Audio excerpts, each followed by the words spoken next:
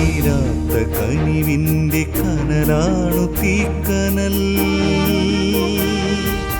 അണയുവാനൊരുങ്ങും ഈ ചാരത്തെ അഗ്നിയായി മാറ്റിടും തീക്കനൽ.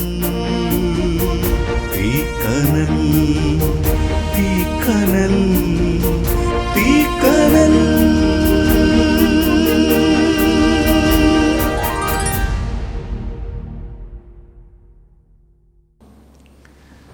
ദൈവത്തിൻ്റെ അതിപരിശുദ്ധ നാമം വാഴ്ത്തപ്പെടുമാറാകട്ടെ. അനുദിനം ഉപദ്രവിക്കുന്നവരെ അനുഗ്രഹിക്കുവാൻ റോമാലേഖനം 12-ാം അധ്യായത്തിൻ്റെ 14-ാം വാക്യത്തിൽ നിങ്ങളെ ഉപദ്രവിക്കുന്നവരെ അനുഗ്രഹിപ്പീൻ, ശപിക്കാതെ അനുഗ്രഹിക്കുവിൻ. അതിന് വേണമെങ്കിൽ അതിനുള്ള കപ്പാസിറ്റി നമുക്ക് കിട്ടുന്നത് എവിടെയാണെന്ന് ചോദിച്ചാൽ ബി പേഷ്യൻ്റ് ഇൻ ട്രബിൾ. അതിൻ്റെ മുകളിലുള്ള വാക്യങ്ങളിലാണ് ലഭിക്കുന്നത്. കഷ്ടതയിൽ സഹിഷ്ണുത കാണിപ്പീൻ, പ്രാർത്ഥനയിൽ ഉറ്റിരിപ്പീൻ, വിശുദ്ധന്മാരുടെ ആവശ്യങ്ങളിൽ കൂട്ടായ്മ കാണിക്കുകയും അതിഥി സൽക്കാരം ആചരിക്കുകയും ചെയ്യുവീൻ. നിങ്ങളെ ഉപദ്രവിക്കുന്നവരെ അനുഗ്രഹിപ്പീൻ, ശപിക്കാതെ അനുഗ്രഹിക്കുവിൻ. സന്തോഷിക്കുന്നവരോട് സന്തോഷിക്കുകയും കരയുന്നവരോട് കരയും ചെയ്യുവിൻ. തമ്മിൽ ഐകമത്യമുള്ളവരായി വലിപ്പം ഭാവിക്കാതെ എളിയവരോട് ചേർന്ന് കൊള്ളുവീൻ. നിങ്ങളെ തന്നെ ബുദ്ധിമാനെന്ന് വിചാരിക്കരുത്, ആർക്കും തിന്മയ്ക്ക് വരും തിന്മ ചെയ്യാതെ. അങ്ങനെ താഴോട്ട് പറയുന്ന ആ വലിയ കാര്യം, God makes everything beautiful in its time. ദൈവത്തിൻ്റെ സമയത്ത് എല്ലാം ശരിയായിക്കോളും. ആരെയും ശപിക്കാനും ആരെയും നശിപ്പിക്കാനും ശ്രമിക്കണ്ട. അവനെ ദൈവം നശിപ്പിച്ചോളും. നീ അവനെ അനുഗ്രഹിക്കണമെന്ന് പ്രാർത്ഥിക്കാനുള്ള മനോഭാവം നിനക്ക് സാധിക്കണം. അവനോട് പകരം ഒന്നും ചെയ്യാതെ അവനെ അനുഗ്രഹിക്കണമേ അനുഗ്രഹിക്കണമേ അനുഗ്രഹിക്കണമേ എന്ന് പ്രാർത്ഥിക്കാൻ സാധിക്കണം. അവൻ മടങ്ങി വന്നാൽ അവൻ അനുഗ്രഹമാണ്, അവൻ ഐശ്വര്യമാണ്. നീ ഒരു ദൈവ പൈതലായി നിൽക്കണം. പക്ഷെങ്കിൽ ആ ദൈവ പൈതലിൻ്റെ എല്ലാ ക്വാളിറ്റീസും നിനക്കുണ്ടാകണം. നീ ഡിസ്റ്റേർഡ് ആകുമ്പോഴാണ് നീ വല്ലവരെയും ഉപദ്രവിക്കുന്നത്. നിന്നെ ഒന്ന് ഉപദ്രവിക്കുന്നവനെ 10 ഉപദ്രവിക്കുന്നത്. അന്നേരം അവൻ 20 ഇങ്ങോട്ട് ഉപദ്രവിക്കും. പിന്നെ അതിനെ നിനക്ക് സമയമുള്ളൂ.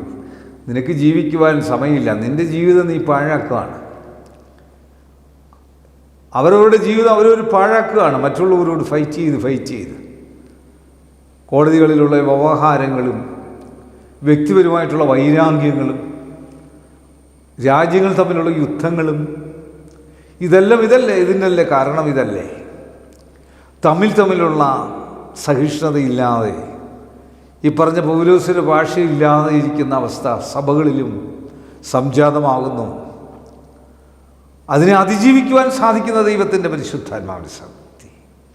അവൻ്റെ പ്ലാൻ്റെ സമയമുണ്ട്. His plans are bigger, better and more rewardable than you could ever imagine.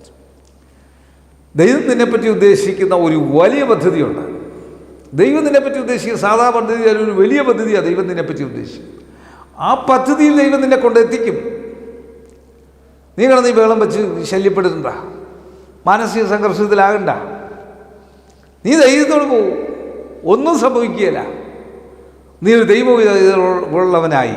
റോമാലേഖനം 12-ാം അധ്യായം അത് മുഴുവനൊന്ന് പഠിച്ച് പൗലൂസിൻ്റെ ഭാഷയിൽ ഒന്ന് ജീവിക്കാൻ സാധിച്ചാൽ, ആ പൗലൂസിനെ പോലെ ക്രിസ്തു നിമിത്തം സകലവും ഛേദവും നന്ദി എന്നുള്ള ആ മനോഭാവത്തിൽ ദൈവം നിന്നെയും നിൻ്റെ കുടുംബത്തെയും നിൻ്റെ പ്രസ്ഥാനങ്ങളെയും നീ പോകുന്ന മേഖലകളെയും ദൈവം അവൻ അനുഗ്രഹിച്ചുകൊള്ളും. കണ്ണുകളടയ്ക്കാൻ പ്രാർത്ഥിക്കാൻ. കർത്താവേ, പരിശുദ്ധ പിതാവേ, ഈ വചനം കാണുന്ന കേൾക്കുന്ന എല്ലാവരുടെ മേലും ദൈവശക്തി വ്യാപരിച്ച് ഞങ്ങളെ ഉപദ്രവിക്കുന്നവരെ അനുഗ്രഹിക്കുവാനുള്ള അമിതമായ ദൈവകൃപ കൊണ്ട് ഞങ്ങളെ നിറയ്ക്കണമെന്ന് പ്രാർത്ഥിക്കുന്നു.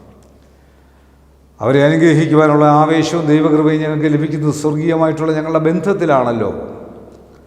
കർത്താവ് ഞങ്ങളുടെ നായകനെ നടത്തിപ്പുകാരനുമായി വാഴുമ്പോഴാണല്ലോ ആ വലിയ ബന്ധം ഞങ്ങൾക്ക് ലഭിക്കുന്നത്. ഞങ്ങളുടെ മുഖ്യമന്ത്രി, ഗവർണർ, പ്രധാനമന്ത്രി, ലോക രാജ്യങ്ങളുടെ പ്രസിഡന്റുമാർ, പ്രധാനമന്ത്രിമാർ, വിവിധ സംസ്ഥാനങ്ങളിലെ മുഖ്യമന്ത്രിമാർ, MP-മാർ, MLA-മാർ, ബഹുമാനമുള്ള കോടതികൾ, വക്കീലുമാർ,